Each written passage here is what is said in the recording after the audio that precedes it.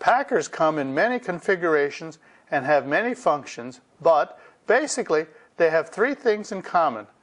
First, each packer is made of a flexible rubber sealing element that closes off the space between the outside of the tubing and the inside of the casing. Second, they all have mechanical projections that dig into the casing to keep the packers solidly in place. Third, they all have one or more holes for vertical penetrations which permit single, dual, or multiple strings of tubing to pass through the packer. Depending on the requirements of the well, two different types of packers, called either permanent or retrievable, temporary packers, are available. Permanent packers are run into the wellbore on tubing or a wireline and set with a small explosive charge. When discharged, these explosive charges generate a large pressure that allows the packer to expand and then be firmly and permanently set into the sides of the casing. Once set, the tubing strings then run through the packer.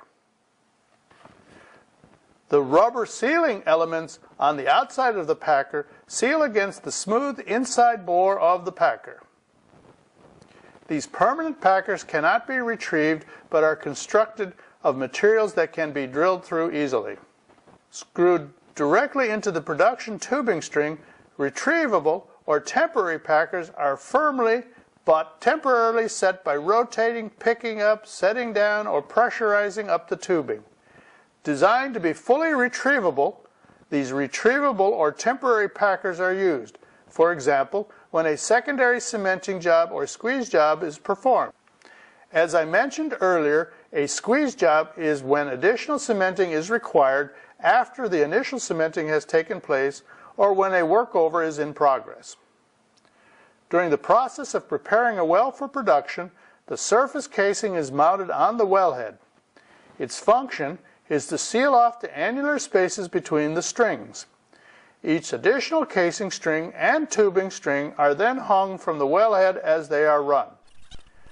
Once the well is completed, however, access to the wellhead is no longer required, so they are usually placed just below ground level. Finally, a Christmas tree is installed.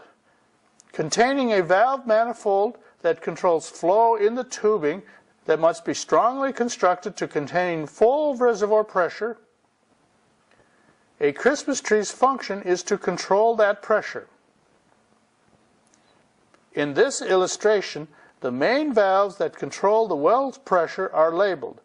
They are dual master valves, the crown valve, the wing valve, the choke, and the safety valve. Let me explain the function of each. Let's start with the dual master valves, which are used to shut in the well. The top valve controls the well's pressure. The bottom valve acts as a backup.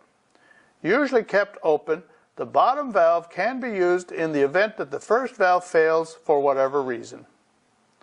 Next, the crown or lubricator valve is used when the lubricator is attached. It is used when well service tool operations are being conducted, such as through tubing perforations.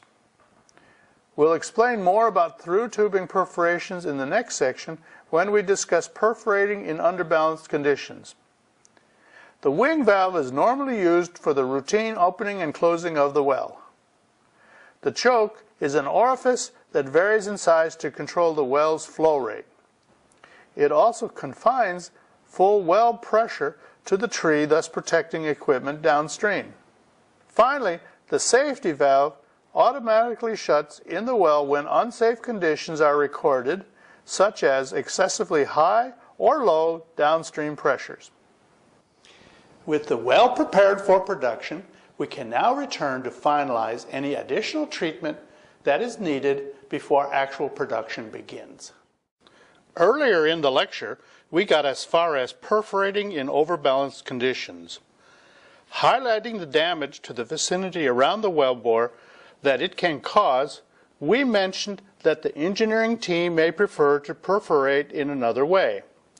If they elect to perforate in underbalance conditions, the well has to be made ready with tubing, packers, and a Christmas tree to control the pressure required for underbalance perforating. Since we have now explained the components used to prepare a well for production, we can now proceed with explaining how a well is perforated in underbalanced conditions. Perforating in underbalanced conditions is considered best practices. In underbalanced perforating, wireline through tubing perforating with a small diameter gun that can fit through the existing tubing is performed after the well has been prepared for production with the aforementioned packers, tubing, and surface valving called a Christmas tree. With the packers and Christmas tree in place, the fluid level in the casing can then be kept low so that its hydrostatic pressure is less than the formation pressure. In addition, once the zone has been perforated in underbalanced conditions, it can then be immediately placed on production. Not only saving time and money, through tubing perforating can also greatly reduce any formation damage that might be caused when the flow rates are stopped, known as killing a well, to run downhole equipment. In running wireline through tubing perforating, the crown valve in the lubricator on a tree is opened. The perforating gun is then run into the well and fired. The stuffing box sitting at the top of the lubricator holds the pressure buildup in the formation to prevent blowouts. This pressure buildup in the formation causes the formation fluids to rush out into the wellbore, flushing out the jet-charged debris along with the damaged formation rock. Underbalanced perforating, in other words, immediately cleans up around the area impacted by the perforating, which should then enhance flow rates when production begins. When the gun is pulled back into the lubricator valve on the tree is closed. The pressure is then bled off the lubricator and the gun is removed. The wing valve is opened in the Christmas tree and the oil should begin to flow. Another type, tubing conveyed perforating, also permits underbalance perforating in a fully equipped well. Tubing conveyed perforating guns are run into the hole below a packer on the bottom of the production string. As you can see from the illustration, tubing conveyed perforating guns are much longer with larger charges. Its advantage is that the tubing conveyed perforating allows the perforating gun to be pushed into highly deviated or horizontal holes that would be inaccessible to a wireline conveyed gun.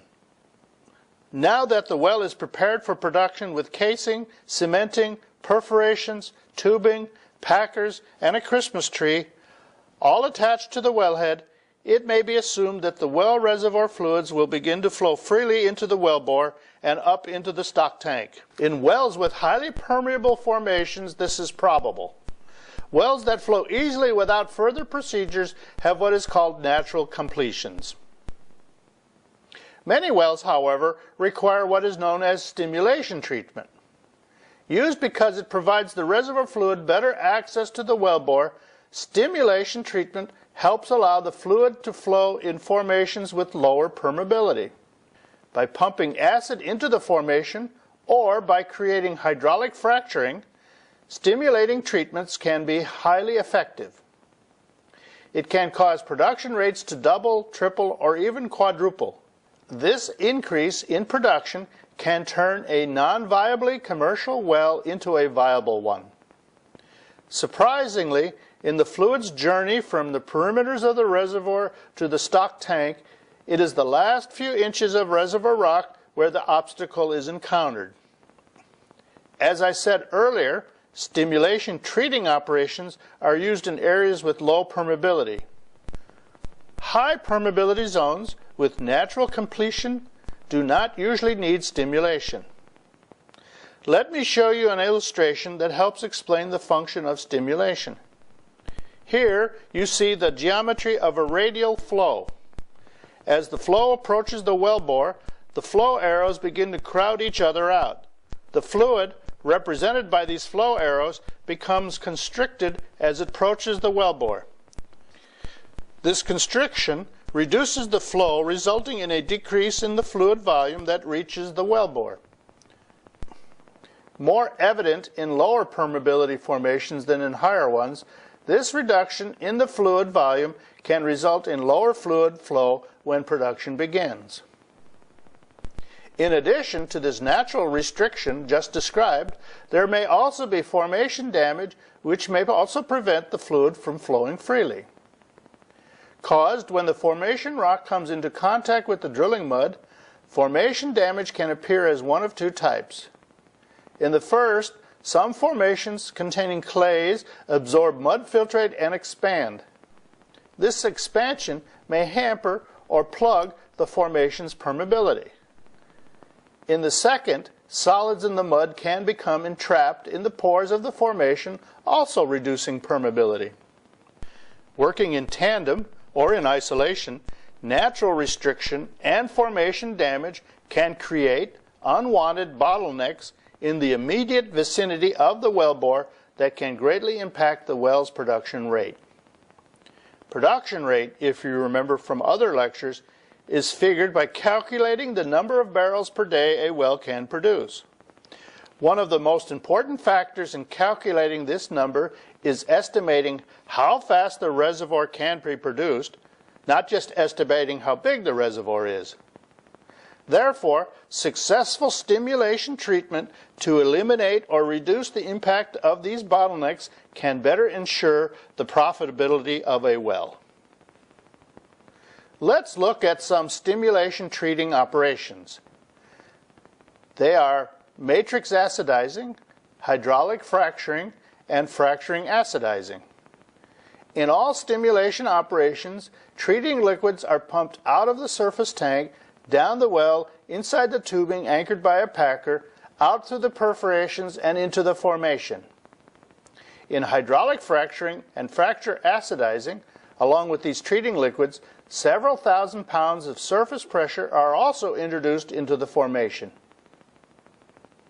In any event, the specific type of treating liquids coupled with pressure is determined by the formation rock and its permeability in the pay zone.